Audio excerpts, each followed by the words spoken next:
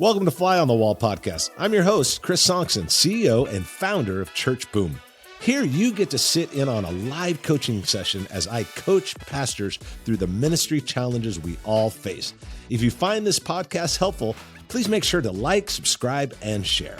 Hey, today we're talking with my buddy Clyde, and we're talking about creating tribes, not just teams. A lot of people create teams. We have greeters teams, ushers teams, but if you create tribes, you will get much more sustainability. People will be more committed, and they'll stay longer in that ministry. So you're going to love that conversation. But before we jump into it, I want to remind you to check out churchboom.org for everything. We've got a certification program for coaching. We've got Church Boom Network, Church Boom University.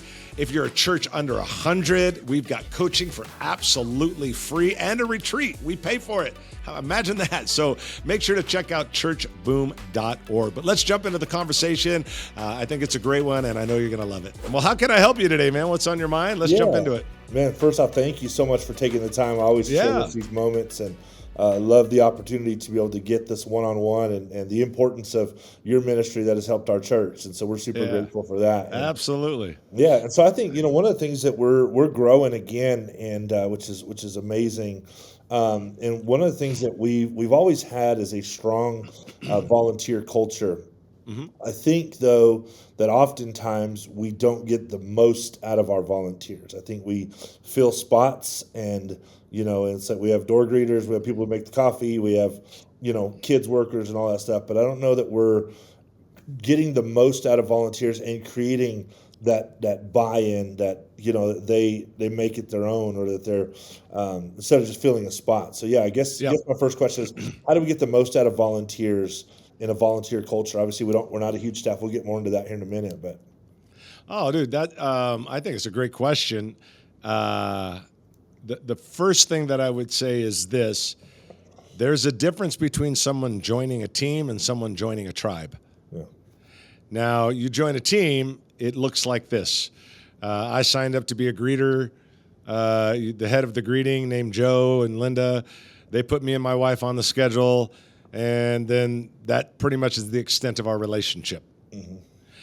If I join this greeting and once a month I get a blog or a podcast from Joe and Linda on how to have, improve my faith and walk with God, or how to raise kids better, or how to handle stress, or, whatever, learning to keep priorities right. Once a month, I get a little blog or a devotional from them. Once a quarter, we have a picnic or a, pool party in someone's backyard. Now, all of a sudden, that greeting team, those are my friends. My kids are spending the night at their kid's house. I'm getting value from them because they're sending me stuff once a month. Often I think that the extent of a relationship between a leader and the group, the leader of the greeting, let's just stay on that ministry, and then the people in in that greeting department, the extent of their relationship is based on planning center. Yeah. And that's it. And I just don't think you're going to create a tribe. I don't think you're going to create an all-in feel. I don't think you're going to create we're all in, let's do this, we're in this together, man, this is my home, this is my tribe. All that breeds, let's improve, let's get better, let's be committed.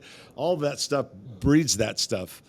A simple planning center once a month letting me know what Sunday I'm serving does not develop that. Yeah. So if it was me, I would start with the leaders. And if it was me, I would say, okay, staff, how do we raise the bar of every department at our church? Yeah. And by raising the bar means I got to get together with the head of the greeters, the head of the usher, the head of whoever. I got to look at all of them and say, guys, we want to move from building teams to building a tribe. Yeah. So here's what we're going to do. Yeah. And then you got to lay out the requirement. You can't just say, just hang out with them, have a party once in a while. You got to say 3 months out of the year, or 3 times a year, you're having a social event where you guys are getting together. Mm-hmm. Once a month, you're sending a blog or a podcast. Where are we going to get those? I'm going to send you 24 of them. Yeah. Pick out whichever one you want and send it to them. Now you just did the work for them. Right. So now all they do is just got to send forward the email with a little encouragement and a blog, and then have a little party once every 3 or 4 months. Yeah. Be specific and clear the expectation, make the expectations clear, or they will never go to it. People tend to rise to the level of your lowest expectation. Right. So raise it up and say, no, not once a year, 3 times a year. Yeah. Make it a tribe, not a team. That's I'm telling you, you do that and it'll change everything. Yeah. Yeah, I think when it comes to that, and I certainly hear that, I think this is kind of ties into part two of the question that I had, which was, a lot of our leaders of those departments are either volunteers that have just excelled in that department, or they're a stipend staff. So it's like a lot of times is we have a full-time job, or we have other things going on. Sure. And so that's one of the challenges I'm trying to figure out how to do, is how do we raise the bar and with people that are volunteer or stipend 1 day a week, that sort of thing. Well, that's a great question. Raising the bar with the current team and current status is the most difficult part. And here's why. Because if you raise the bar and stay with that bar, you might lose 1 or 2. And then over a period of a year, you might, have some leaders like, hey, I can't do this. And they're not mad at you. They're just not leaving the church. They're just, can't do it. Now I become the leader of the greeting team. Let's just pretend, me and my wife. You tell me, okay, this is what it means to be a leader. Day one, before I even say yes. I don't know any different. Yeah. I guess that's what you do. This is what it is. Okay, yeah, that sounds great. People adjust to the expectation you give them when you give it to them up front. When you start changing yard markers in the middle of the game, that's when it's more difficult. Yeah. So how do you make that change? You got to say, hey guys, we're going to start moving towards this. In January of this coming year, whatever, at this point, 3 months from now, this is when it's going to start. Here's all the podcasts you need, all the blogs. All you do is got to forward them to your team, and encourage them once a month. And then I'd like for you to do 2 or 3 or whatever amount of events a year, just a picnic after church on a Sunday, just for the greeting team. Okay, now I'd like to work towards that. If that's a problem, let's talk about that. You might have a great leader that you're like, I don't want to lose them. They're really great. They just are really tight on time. Okay. But who on their team could coordinate the event? I.e., now we just raised up a new leader, by the way. So either A, they can't do it, or if they can do it, great. If they can't do it, but you really want to keep them, it's like, well, let me help you find someone that can put together those events, because that is the new rule of thumb here. Yeah. And if they're just like, it's just too much for us. We love you, Pastor, but it's too much for us. Okay, then I'll tell you what. Give me 3 months, and we'll find someone that it could work. Like at some point, you got to draw the line. Yeah. If you don't draw the line, it'll always stay team and never go tribe. Yeah. And there'll be a little adjustment, but once you do that, the new people you bring in, like you bring me and my wife in to be the head of the greeters, we're not going to argue with you. We don't know any different. Right. What do I know? Yeah. I guess that's what it means to be a greeter here. Great. Okay. Well, I sign up where we don't. Right. But it's way easier to bring in new people to new expectations than it is to raise up old people to new expectations. Yeah, that makes sense. Way different. Yeah. But you got to draw the line at some point. Sure.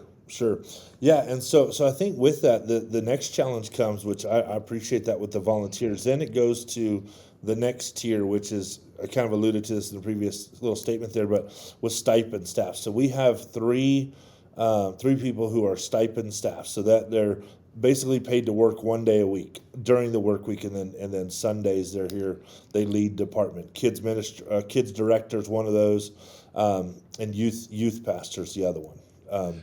And so the challenge is becoming trying to get the most out of them for the time that they're here. Right. It sometimes feels like there's maybe that's on me. I'm not being clear of the expectations. And maybe that's what I'm asking, is how to develop expectations for everyone that sits around the staff table, not just those that are full time. Because that's usually sometimes without saying it, they say it. The full time will take care of that, Yep. So, I've talked about it before. I talked about it on a recent podcast. I've talked about it more than once here. So I won't go into the whole teaching part of it, but mission critical. I'm a big fan of mission critical. What are the 3 or 4 things that are most important? If I don't do this, our future's threatened. What are those things? And I won't go into all that, but to say with your team, this is what I say to pastors. Okay, if you got a 40-hour week guy, what do you want him to do with his 40 hours? Yeah. Okay, mission critical. What are the things you want him doing? The most important things. Okay, yeah, but I got guys that are only 10 hours a week or 5 hours a week.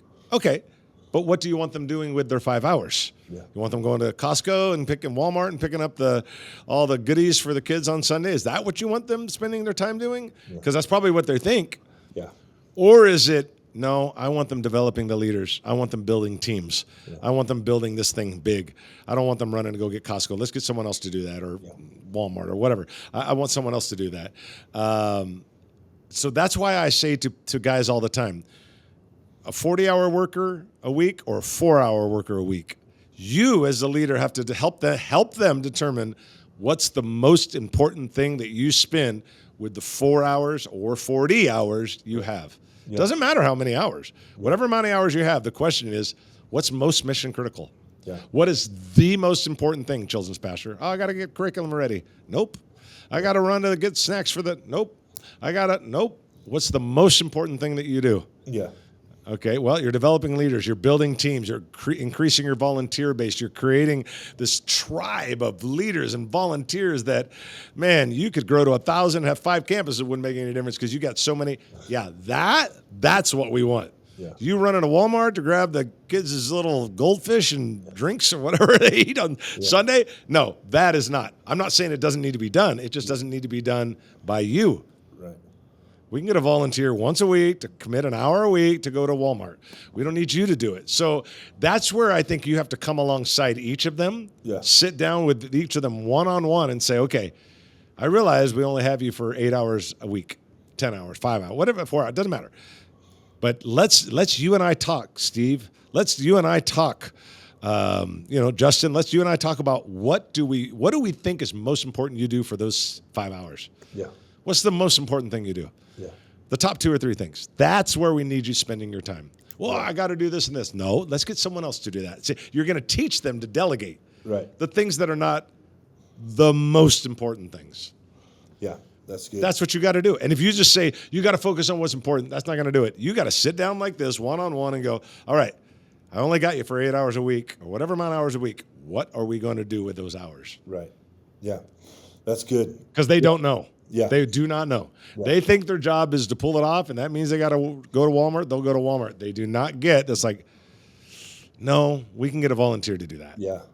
Yeah, it's interesting because I think that is a lot of the times where it's, especially for me on Monday morning when most of them come in is Monday morning, the stipend people. And so usually that's our busiest. So we have staff meeting, which is my next question, but here in a minute. But so we have staff meeting, then it's kind of like, okay, everybody start marching, right? And it's like, oftentimes it's like, okay, I have these hours to get ready for our Wednesday night youth service or whatever the case may be. And so then it's like, okay, we got to go to Walmart, get balloons, whatever, you know what I mean? And partially that's my fault. I'm not, we have not been leading them strong enough with the mission critical, which I know the teaching. I know that very well. You've done it. And so that's a great reminder because sometimes I feel stuck and I'm like, man, that makes sense. As soon as you said it, I'm like, duh, that's exactly what I need to do. But you got to sit with them one-on-one. Yeah. And sit with them one-on-one and arrive together. People support whatever they feel like they're creating. Yeah. If you help them feel like they're creating their sort of schedule mission critical, then they'll support it. Yeah. You just want them doing the things that are most important. You only get 5 hours from them. Right. But what do you want them doing with that 5 hours? Yeah, that's good. Yeah. So kind of my last question, maybe to tie all this together is, I feel like our staff meetings are very dull, I think would be the best. So there's times where, man, they're amazing and they're rocking and there's tons of creativity. And then there's like this past, we usually have it on Monday, but this week we had to move it to Thursday. And on Thursday it was like, we were like 20 minutes in. I'm like, okay, are you guys not excited? I didn't say this, but are you guys not excited about the things that we have going on? We got some huge opportunities in front of us, and it's just like, just kind of like, yeah, whatever you want to do, that sort of thing. And I didn't know if it was a change in the day, again, but it's kind of been a pattern where I just feel like our staff meetings have not been, and I go in there with a plan and talk points. We do a leadership lesson. There's been some of that stuff, but just didn't know if I'm missing something. And again, remember we have 5 full-time, 3 part-time, Right. stipend, and then 2 volunteer staff members, that we Yep. call staff. So Yeah. So that's it's funny you say that because that's a subject we're doing on Church Boom University's webinars. We're talking about creating staff meetings that people want to go to. yeah, Like how do you get to that point? There are some things that I think are important in that. One, I think that obviously I think celebrations are a big thing. You have to have a point of celebration, and it's got to be big. yeah, Even when I do staff for the church boom side of my life, we had a staff meeting yesterday, all Zoom, because every one of us live in a different state. But it's so funny because there'll be 9 on the screen, and when someone's saying, "Okay, I'm celebrating this in my department. This many churches we rescued. This many churches, whatever. This is what we do. This is our way of clapping on Zoom. We do this little thing like this, and it's our way of going, man, it's great." And you see everybody going like this. yeah, Like we've created this celebration, a feeling of just excitement when we're celebrating, of what's happening. So celebration's a big thing. I think you also have to give them an opportunity to lean in on creativity. Yeah. Like, here's what we got going on. Let's speak into it. How do we make it better? What could we do? How do we improve that? There's got to be a point where they're investing as well. Yeah. There's got to be. I think you got to have chances to look at the calendar and all that, but it's more about the spirit by which you're bringing in and how you start that meeting. Yeah. And come on, everybody, let's go. And you got to kind of lead at first way out in front, Yeah. and then a little less out in front because they're starting to catch up to you. Right. But you got to come in with energy. I mean, you got to come in with big energy. One staff meeting I used to be a part of, we're leading. It was in person, and there was 10 people in the room. And there was a bell right there. And if it was like insane what the celebration was, someone went over there and went, nah, nah, nah, nah, and everybody just started screaming. Like it was just energy was off the chart. Wow. And then it went into creativity. And then we were talking about the future and what could we change and how do we get creative. And then we went to the whiteboard and we talked about it and we kept it moving along. We never made meetings longer than they needed to be. Yeah. If they're 45 minutes and they're great, Yeah. I'll take great 45 minutes than 90 minutes. Yeah. For sure. And so those are some of the things that I think are just to think about. Yeah. But remember, when you're making a change, you're leading out in front. Yeah. And sometimes you're leading 100 feet out in front, and then 50 feet out in front, and then 10 feet out in front. Now everybody's with you. Yeah. But at first, you're the only one. Now, I will tell you, whenever I've been a part of different things where I felt like this does not have the environment I'm looking for, Yeah. I will pull aside a couple people outside of that meeting and just go, look, man, we're trying to improve X. We're trying to get better at X. I need you involved. I need you making statements. Yeah. I need your energy. I need you, when we're doing creativity, I need you doing that. I'm asking you to do a covert operation here. I don't need you going around telling everybody you and I are having this conversation. What I need you doing is, you're a leader in this room. Lead. Yeah. That's good. And I've done that when I'm a big fan of leadership circles. If I had a circle that I felt like, man, it's been 2 times and it's just, no energy, I'll pull aside 1 or 2 people I know in that circle and I'll say, look, man, I need you involved, man. I need you leading. I need you creating questions and raising your hand and getting involved and, or whatever the case, leadership circle, staff meeting, whatever. Yeah. Pull aside a person or 2 who always remember, Clyde, whoever controls the environment controls the outcome. Yeah.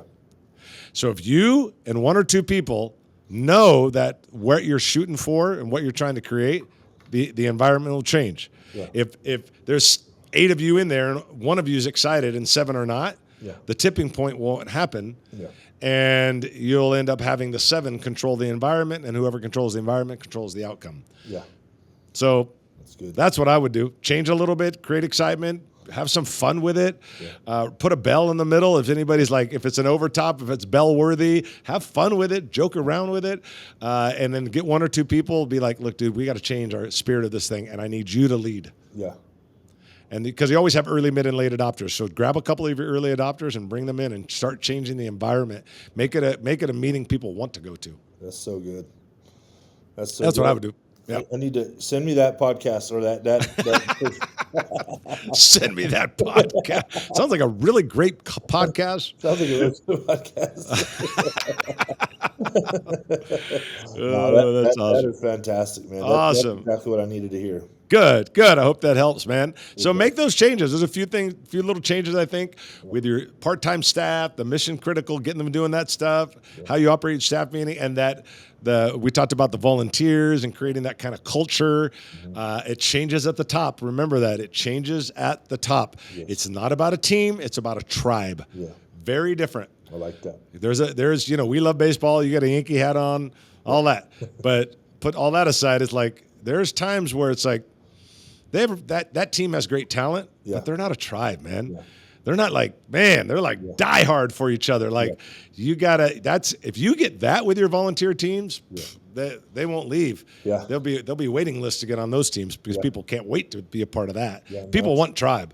Always remember that. People used to want to believe before they belong. Now they want to belong before they believe. Yeah. They want to feel like they're a part of something. So anyway. Hope that helps, man. So good, man. I wish you could just empty your brain and just put it up. So we can just it's most of the time it's pretty empty. If you ask my wife, not when it comes to church leadership, maybe.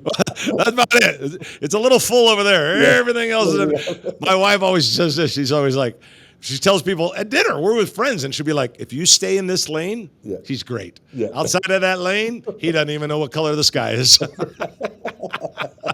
Very encouragement. That's right. That's what you get for over 30 plus years of marriage. That's right. That's awesome, man. Well, hey, great talking with you today, buddy. Sure do appreciate you. Keep up the amazing work in New Mexico. Thank you so much, Pastor Chris. All right, buddy. Have a good day. You too. Hey, I hope you enjoyed the conversation with Clyde, talking about creating tribes, not just teams. And also want to remind you to check out churchboom.org. So much going on there, lots of things to be a part of. And so encourage you to check it out. And also, if you're a church of under 100, we've always got coaching there for free for you. And also a retreat that we send you on that we absolutely pay for. We just want to help churches under 100 get over 100. So make sure to check out churchboom.org. Lots of things to be involved with. Hey, we'll see you next time on the Fly on the Wall podcast.